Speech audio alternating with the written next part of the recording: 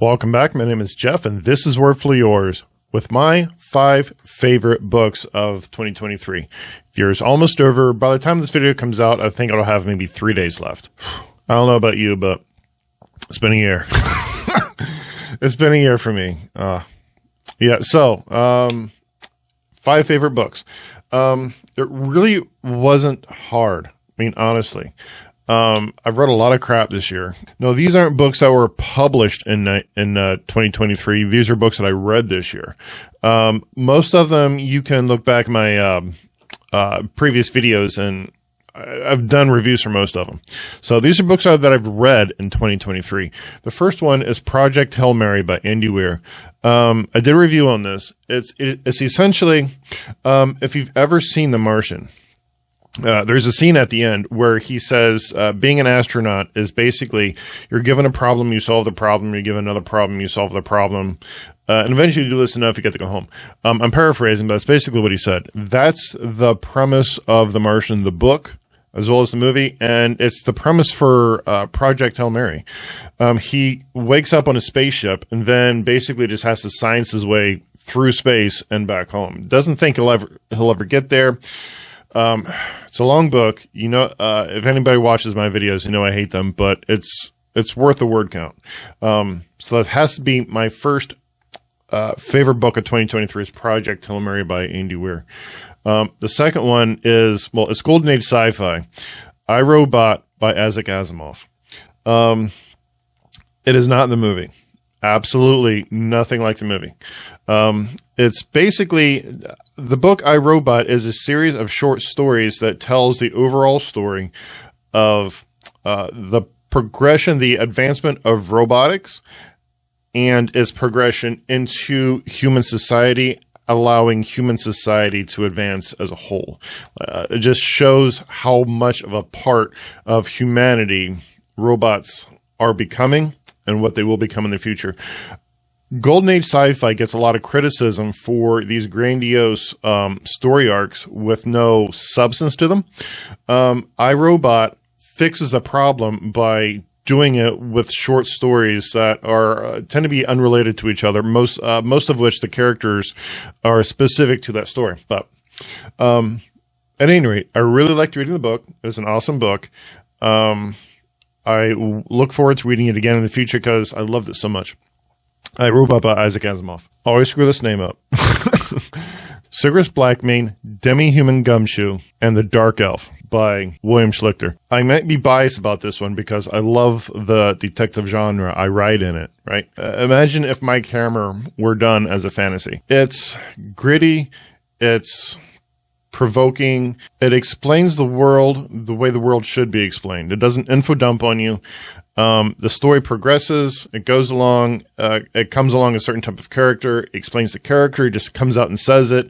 Not some stupid dialogue-y conversational thing, but just explains the world and keeps going so that you can enjoy what it is. You can enjoy the mystery. You can enjoy the adventure. I love this book so much. It was so good. The author now follows me on Instagram, not to brag. He's cool. His posts are fun. You should follow him on Instagram as well. So number 4 is Cunning Folk by Adam L.G. Neville. The story goes, imagine it's the trope of a family comes and buys a new house, moves into a new area, and their neighbors are not who they appear. They're into some shady, crazy, hoary, animalistic, spiritual, weird crap. And people die, scary stuff happens. Not going to tell you too much more because part of the thrill of the book is finding these things out. Finding yourself in a place where you don't know how to swim and learning how to swim in the world. That's part of the horror of the book. So I'm not going to tell you anything more than that, other than you should go read it because it's good. That's it. I think I did a review on it a while back. You can check that out as well. Then there's The Kaiju Preservation Society by John Scalzi. I've read a few of his books this year. They're all awesome. They're all great. I loved all of them. The Kaiju Preservation Society stuck with me because it was just so fun. The Kaiju Preservation, Kaiju meaning like Godzilla, Mothra, Rodan. those giant Japanese monsters. Preservation Society, as in, think National Geographic with Godzilla. The world is fun. Think it's a separate world beside Earth, such as an Earth 2, only something happened on the other Earth that allowed the animals to grow to monstrous size. It even says that somewhere along the line, the division between the two worlds got so thin that the atomic testing of the 50s opened a portal between the two worlds. One of them wandered over, and that giant monster became the inspiration for the Godzilla movies. I've heard criticism about this book that it's just not great, but I loved it. I thought it was fun. So that's my 5. That's my 5 most favoritist books of 2023 to mark the occasion, which, I mean, I don't know about you, but it's been a year.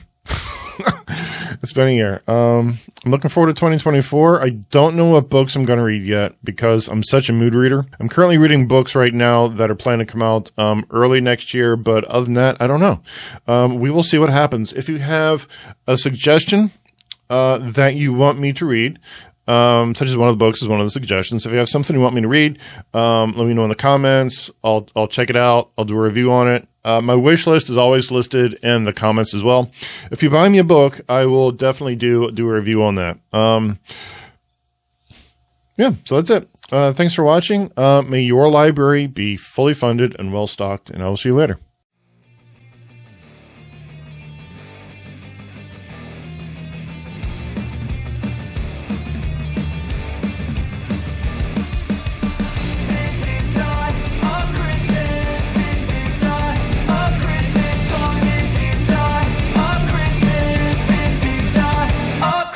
The Christmas tree's on fire, Santa's holding the lighter.